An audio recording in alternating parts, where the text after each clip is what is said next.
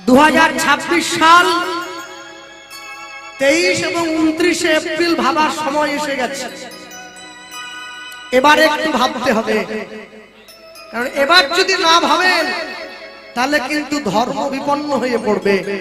তাই ভাবতে হবে, যতই করো দুর্গা পূজা, যতই ভজো কালী, বিপদে যদি হিন্দু হিন্দুর পাশে না দাঁড়ায় একদিন কিন্তু হিন্দু হয়ে যাবে খালি। হরি বল হরি বল। একটু ভাবতে হবে। আর মানুষের দোষ দিয়ে কি হবে? পার্টির নেতারাই ঘন ঘন দল বদল করে নিচ্ছে, আজ লাল কাল নীল কাল সাদা, যেইখানে সুবিধা পায় সেইখানে গিয়ে ঢুকে পড়ে। আহারে কি দিন এলো! যার যে দল ভালো লাগে সে সেই দল করুক। কেউ তৃণমূল করবে, কেউ বিজেপি করবে, কেউ সিপিএম করবে, কেউ আইএসএফ করবে। যার যে দল ভালো লাগে করুক, কিন্তু গর্ব করে বলবে আমি হিন্দু। হ্যাঁ, কারণ জানো একটা কথা মনে রাখবেন সবসময়, রাজনৈতিক সংঘাতের মধ্যে পরিবার টেনে আনতে নেই। আপনার পরিবার থেকে আপনি চলে গেলে আপনার পরিবার নিঃস্ব হয়ে যাবে। যারা রাজনৈতিক নেতা তাদের কিচ্ছু যাবে আসবে না। এই জন্য পরিবারকে সবসময় ভালো রাখার দায়িত্ব আপনাদের। ভগবানের নামকে সঙ্গে করে ঘর থেকে বেরোবেন, ভগবানের নামকে সঙ্গে করে ঘরে ফিরে আসবেন। মনে রাখবেন, ঈশ্বর যদি চায় তাহলে কিন্তু খোঁড়াও পর্বত পেরিয়ে যেতে পারে। আর যারা হিংসা করে, যারা আপনাদেরকে কটু কথা বলে, যারা আপনাদের নামে নিন্দে করে, কোনদিনও ওদের হয়ে প্রতিশোধ নিতে যাবেন না। কেন জানেন? পচা ফল এমনিতেই ঝরে পড়ে যায়। শুধু অপেক্ষা করুন আর দেখতে থাকুন। সময় হলে তার বিচার যখন হবে ওটা এমনি ঝরে পড়বে। হরি বল হরি বল হরি বল। এমনি ঝরে পড়বে। হ্যাঁ, কোনো কিছুর বিনিময়ে নিজের ধর্মকে জলাঞ্জলি দেবেন না।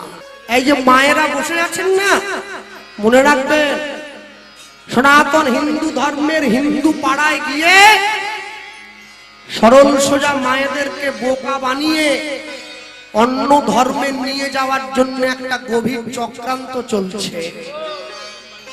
দয়া করে এই ফাঁদে কেউ পা দেবেন না। যখনই বাড়িতে কেউ আসবে এইরকম পরিচয় দিয়ে, পাড়ার সকলে মিলে প্রতিবাদ করবেন এক জায়গায় দাঁড়িয়ে। হ্যাঁ, মনে রাখবেন, পৃথিবীতে সনাতন ধর্মের আগে কোনো ধর্ম ছিল না, থাকতে পারে না, আজও নেই।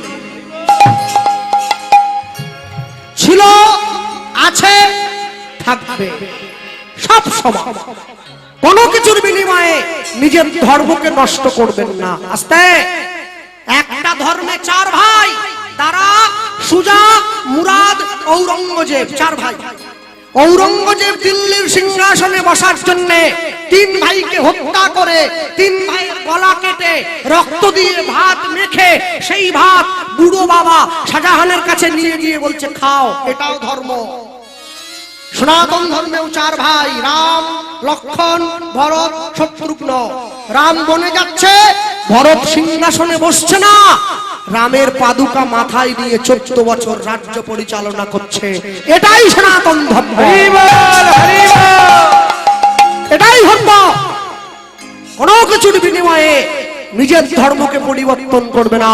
তুমি ধর্মকে রক্ষা করলে ধর্মও তোমাকে রক্ষা করবে।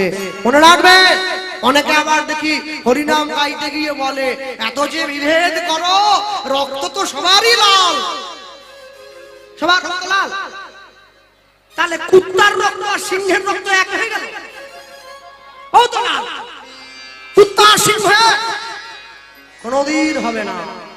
এটা বলে এক নয়, রক্তের তফাৎ আছে। রক্তের রং লাল হলেই কি হবে? রক্তের গুণের তফাৎ আছে।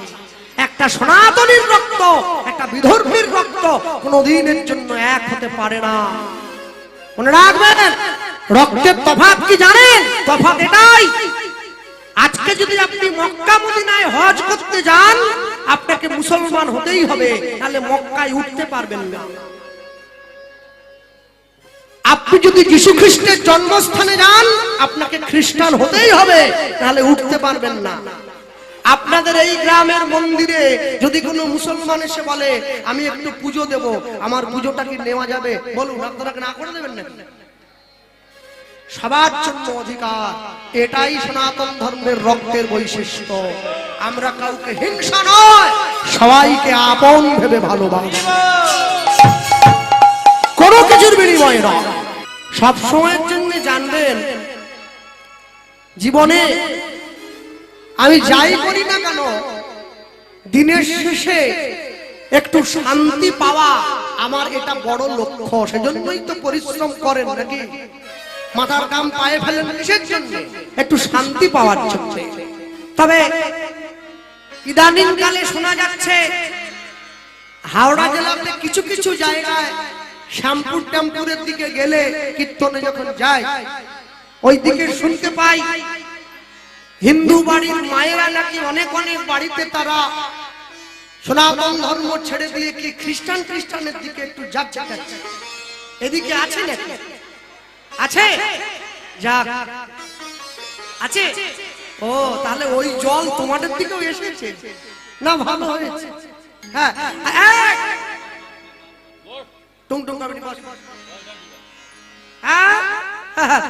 আচ্ছা, নিজের বাপকে বাপ বলা ছেড়ে দিয়ে পরের বাপকে বাপ বলতে কি এত ভালো লাগছে? আমি বুঝে পাইনি কিছু। 33 কোটি দেব দেবী আছে আমাদের, তারপরেও যিশু মুক্তি নিয়ে খাঁচাখাঁচি করতেছো কিসের জন্য? কি কম পড়ে যাচ্ছে নাকি? হ্যাঁ, কি জন্য করবে? কেন ভাববে তোমাদের রাম আছে? না, রাম বলা যাবে না। এ রাম মানে সে রাম নয়, এ মানে দশরথের ছেলে রামের কথা বলছি। রাম আছে, কৃষ্ণ আছে, কালী আছে, দুর্গা আছে, শিব আছে, শীতলা, মনসা, পঞ্চানন, কার্তিক, গণেশ, লক্ষ্মী, সরস্বতী, এত এত থাকতে তোমরা লাস্টে না, মানে কি ব্যাপারটা? কি জন্য যাচ্ছ? নিজের ধর্মে মরণ ভালো, অপরের ধর্ম নকল করা মোটেই ভালো কাজ নয়, মোটেই ভালো নয়। হ্যাঁ, বাড়ির মেয়েগুলো তুলসীর মালা পরতে লজ্জা পায়, কালো কারে করে যীশু খ্রিস্টের লকেট পরতে বড় খুশি হয়। মনে রাখবেন, আপনারা কি ভাবলেন আমার বাড়িতে আসেনি? আমার বাড়িতেও এসেছিল, ওই ভূত ধরাবে বলে। একটা মেয়ে এসছে, দুটো ছেলে, সুন্দরী মেয়ে অবশ্য। সুন্দরী মেয়েদের উপরে চট করে জোরে কথা বলা যায় না, হ্যাঁ, একটু ধীরে শুনে বলতে হয়। আর তার সাদা পোশাক পরে এসেছে, তো তা দুপুর বেলা এসছে, দরজা খুলে দিয়েছি। আমার মা আজকে আসেনি, বাড়িতে আছে, বেচারা থাকলে ভালো হতো। তা আমার মা বলে, দুপুর বেলায় যখন বাড়িতে লোক এসেছে, তুই একটু বসতে দে, আমি একটু প্রসাদ রেডি করছি, প্রসাদ পাবে, তারপরে কথা বলবো কি জন্য এসেছে। ওরে বাবা, আমি বলি একটু বসুন, তাহলে ফল জল একটু পান, তারপরে অন্ন হচ্ছে, অন্ন পেয়ে যাবেন একবার। বলে আমরা প্রসাদ খাইনি। শালা, প্রসাদ খাইনি, এ কোথাকার জন্তু রে? এই জগাই বাদাই প্রসাদ খেয়েছে, মলয় চাঁদ কাজীর মতো মুসলমান প্রসাদ খেয়েছে, চপল গোপাল প্রসাদ খেয়েছে, এরা বলে আমরা খাইনি। তা আমার মা বলে, প্রসাদ যে খায়নি সে আমার বাড়িতে এতক্ষণ বসে আছে কি করে? আগে দূর কর, গোবর দিয়ে ঘর নিকোতে হবে, দূর কর। প্রসাদ খাইনি বসে আছে কি জন্য? আমি বললাম তুমি দাঁড়াও না চেঁচা, উনি দাঁড়াও, আমি একটু শুনে নেই কি বলতে, শুনে নেই। আমি বললাম দিদি ভাই তাহলে কি বলবেন? তাহলে ঝটপট বলে ফেলি।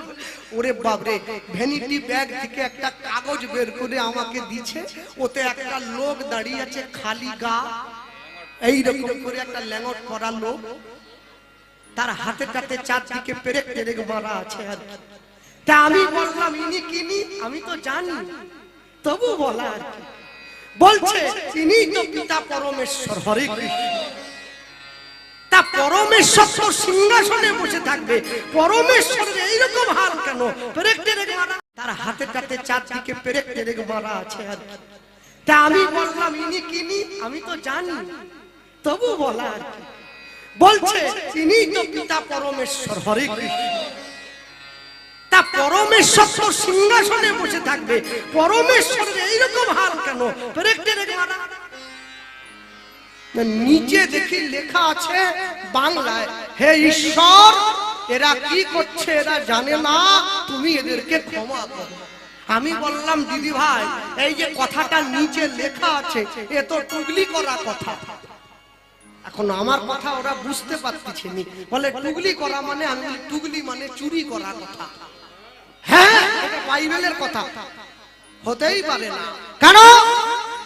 মহাভারতের পিতামহ ভীষ্ম, অর্জুন যখন ভীষ্মকে তীরের শয্যায় শুইয়ে রেখেছিল, কৃষ্ণ কাছে এসে দাঁড়িয়েছিল, সেদিন পিতামহ ভীষ্ম এই কথা বলেছিল অর্জুনকে সামনে রেখে, যে হে ভগবান কৃষ্ণ, অর্জুন যে কি করছে অর্জুন জানে না, তুমি ওকে ক্ষমা করে দাও।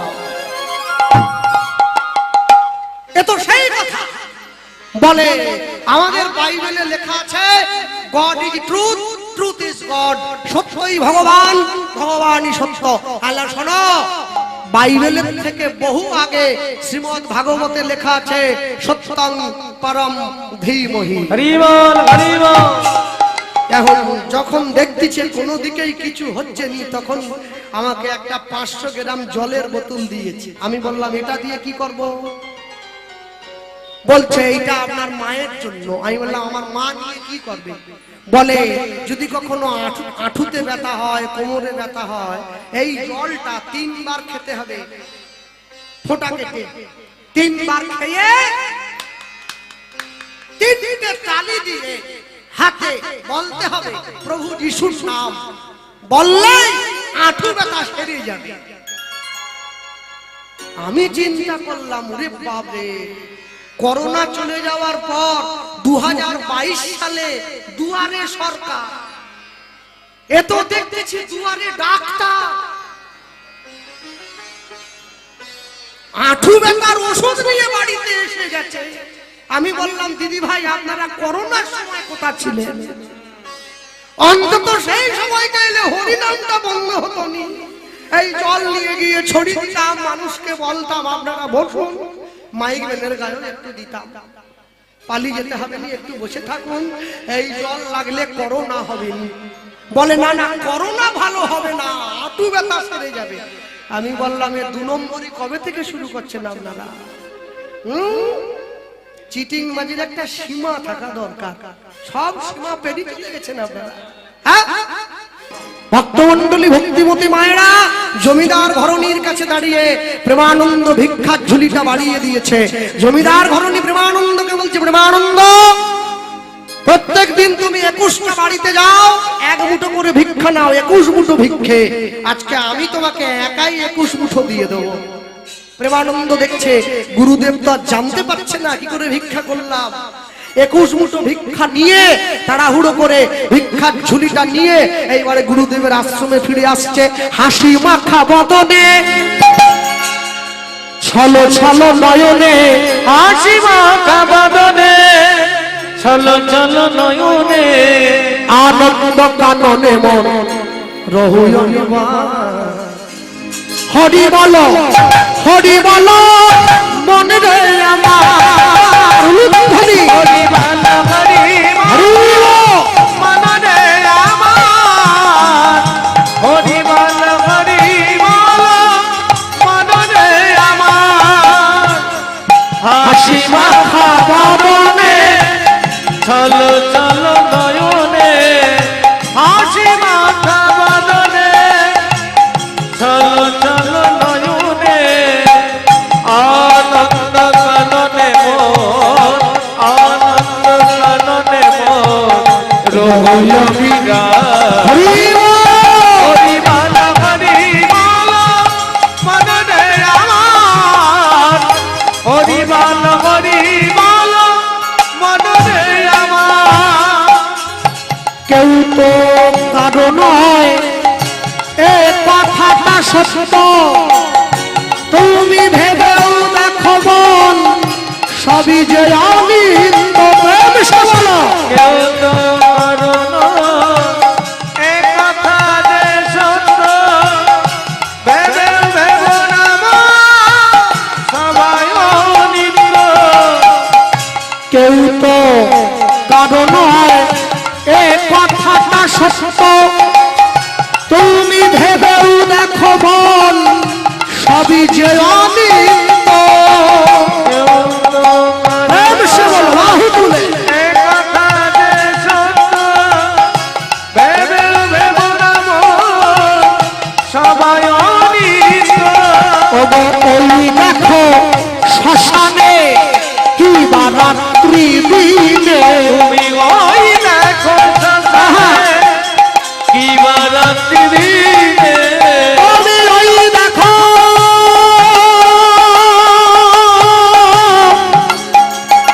ওই দেখো ওই দেখো ওই দেখো শ্মশানে কি বা রাত্রি দিনে ওই দেখো শ্মশানে কি বা রাত্রি দিনে। পুড়িতেছে মানুষে পুড়িতেছে মানুষে, ওগো পুড়িতেছে মানুষে পুড়িতেছে মানুষে। যত অহংকার হরি বল মনরে আমার হরি বল হরি বল মনরে আমার, হাসি মাখা বাদনে হরি বল চলো চলো নয়নে, হাসি মাখা বাদনে চলো চলো নয়নে। আনন্দ কাননে মোর, আনন্দ কাননে মোর রহিয়া বিরাম। হরি বল মনরে আমার হরি বল হরি বল মনরে আমার। এই গতি নাই এই হরি নাম ছাড়া কণ্ঠ ভরিয়া গাও হয়ে আত্মহারা। এই গতি নাই, গতি নাই। এক পকেটে মোবাইল থাকে আরেক পকেটে গীতা রাখবেন তবে জীবনে ব্যালেন্স থাকবে। সপ্তাহে একদিন করে বাড়ির সকলে মিলে মাছ মাংস খেলাম, পরের সপ্তাহে ওই দিনটায় কোনো ঠাকুর বাড়িতে গিয়ে প্রসাদ খাবো তবে তো জীবনে ব্যালেন্স থাকবে। মাসে একদিন করে বাড়ির সকলে মিলে পিকনিক করতে গেলাম, সিনেমা দেখতে গেলাম, পরের মাসে ওই দিনটায় সকলে মিলে হরিনাম শুনতে যান তবে তো জীবনে ব্যালেন্স থাকবে। হ্যাঁ আমাদের তো বছরটা শুরু হয় রক্ত মেখে, হয়ে গেল একদম বছরের প্রথম দিন পয়লা জানুয়ার না, জানুয়ার না মানে জানুয়ারি, পয়লা জানুয়ারি ওদিন তো জানুয়ার খাওয়ার দিন। প্রথম দিনই একবারে মুরগি টুরগি খেয়ে ছাগল টাগল খেয়ে হাতে রক্ত রক্ত মেখে একবারে মদ খেয়ে মারামারি করে প্রথম দিন শুরু হয়ে গেল। তাহলে বছরের প্রথম দিন যদি মারামারি করে শুরু করি সারা বছরটা ভালো যায় কি? যাবে না। ভালো লাগুক আর না লাগুক রোজ খাবেন তিতা, ইচ্ছে করুক আর না করুক রোজ পড়বে গীতা। ভুল হোক তবু পড়বে, তবু পড়বে। তুলসীর মালা সবাই পড়বে, প্রত্যেকে পড়বে। লোকে আমাকে বলে কৃষ্ণবাবু আমি যে মাছ খাচ্ছি, আমি বলি কি এটা না পড়ার জন্য বলে। যা মন চাই তাই খাবে, মাছ খাবে, মাংস খাবে, ডিম খাবে, সাপ ব্যাং টিকটিকি গিরগিটি আরশোলা ছুঁচো ইঁদুর টিঁদুর সব খাবে। হ্যাঁ আমার ঠেকা পড়েছে বলে আমি খাইনি, ঠেকা তোমাদের সব খাবে। যারা আমিষ খাও তুলসীর মালাটা কণ্ঠের থেকে নামিয়ে পড়বে, যারা নিরামিষ সেবা করেন কণ্ঠের সঙ্গে লাগিয়ে পড়বেন। তবে পড়বেন কেন? লাইনে দাঁড়ান তবে তো ডাক পাবেন।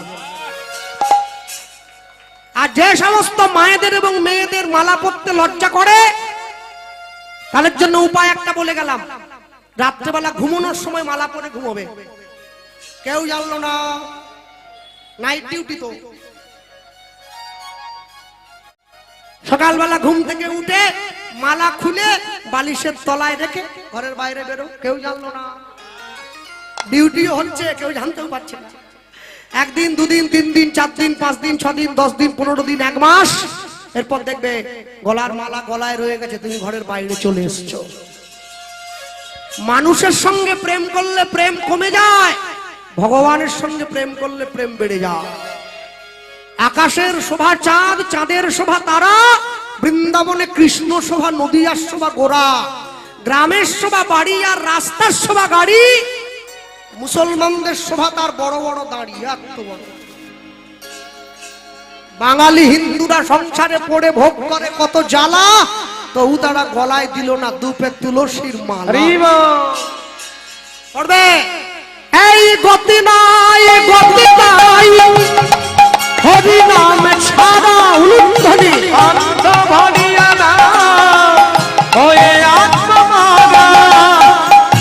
ওই দেখো তোমার বন্ধু তরিতেছে ভব সিন্ধু, ওই দেখো তোমার বন্ধু তরিতেছে ভব সিন্ধু। ওই দেখো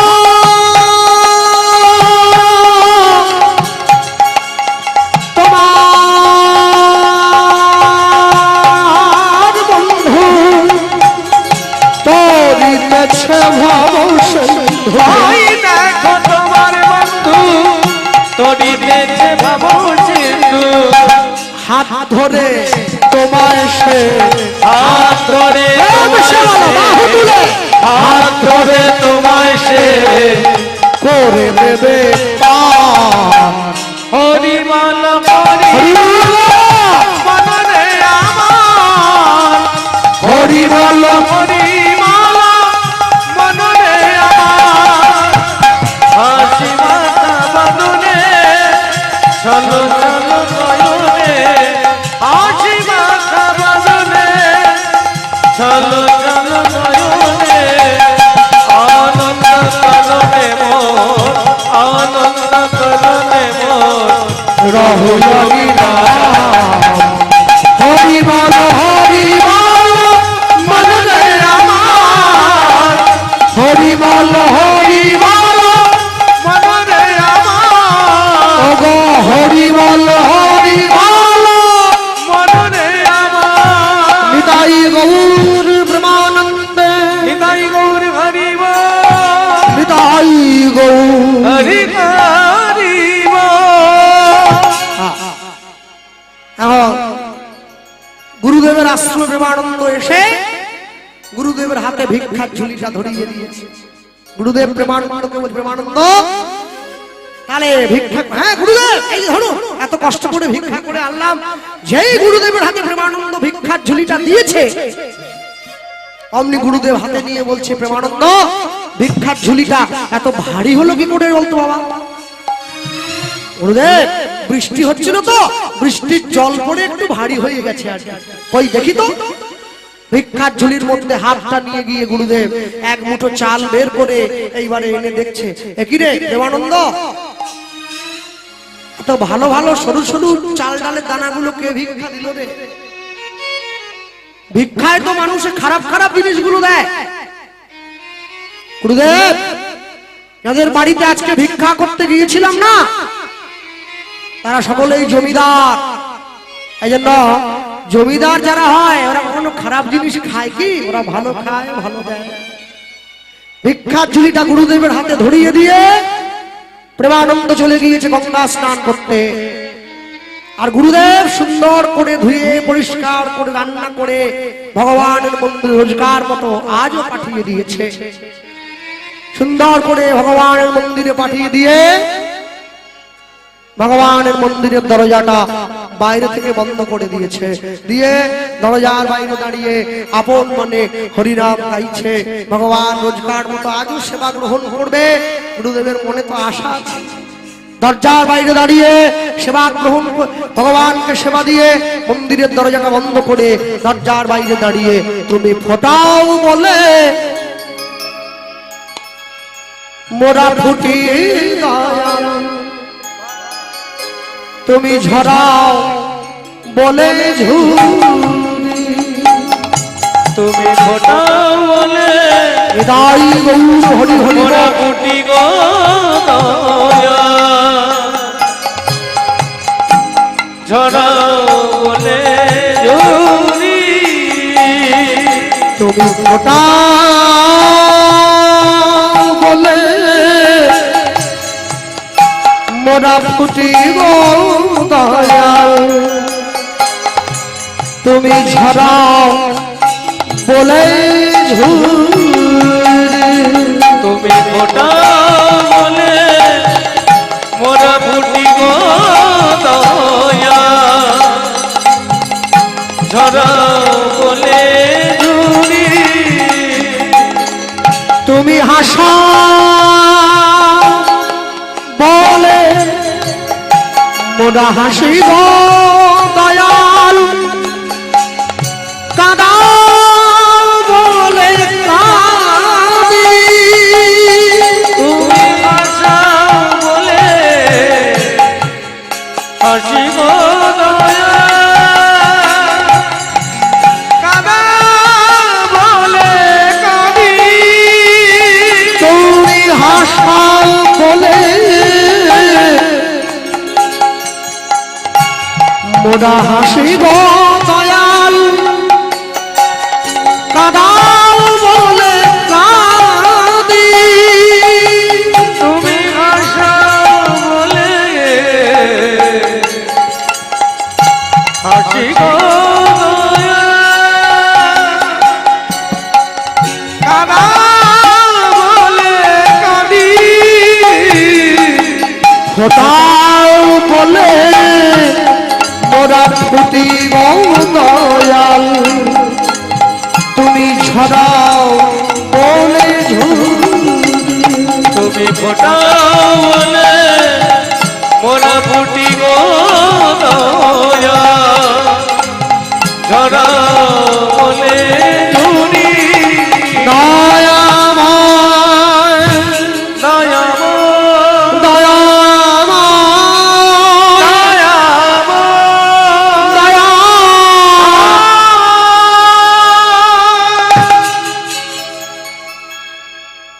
রামানন্দ সাই ভগবানের মন্দিরে ভগবানকে প্রণাম করে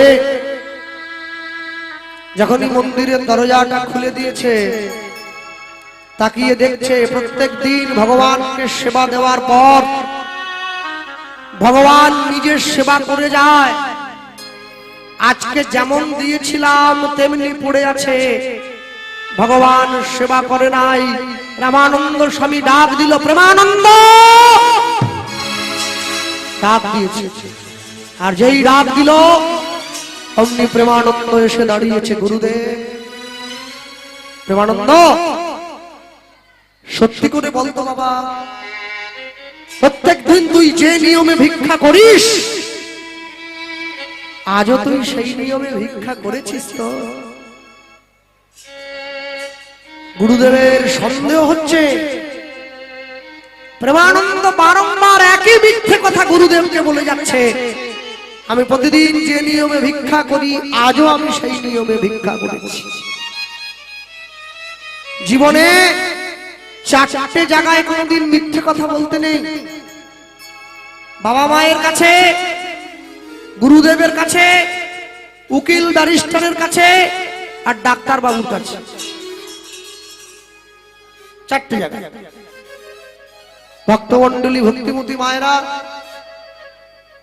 যখনই প্রেমানন্দ গুরুদেবকে বারংবার একই কথা বলছে, গুরুদেব প্রেমানন্দের হাত ধরে ঘরের মধ্যে নিয়ে গিয়ে প্রেমানন্দকে দেখাচ্ছে, ভালো করে দেখ বাবা,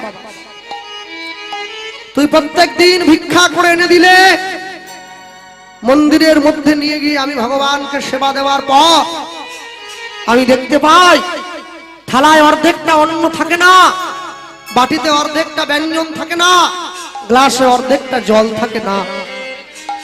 কিন্তু আজকে আমার ভগবান সেবা করেনি, আমি যেমনি দিয়েছিলাম তেমনি পড়ে আছে। আস্তে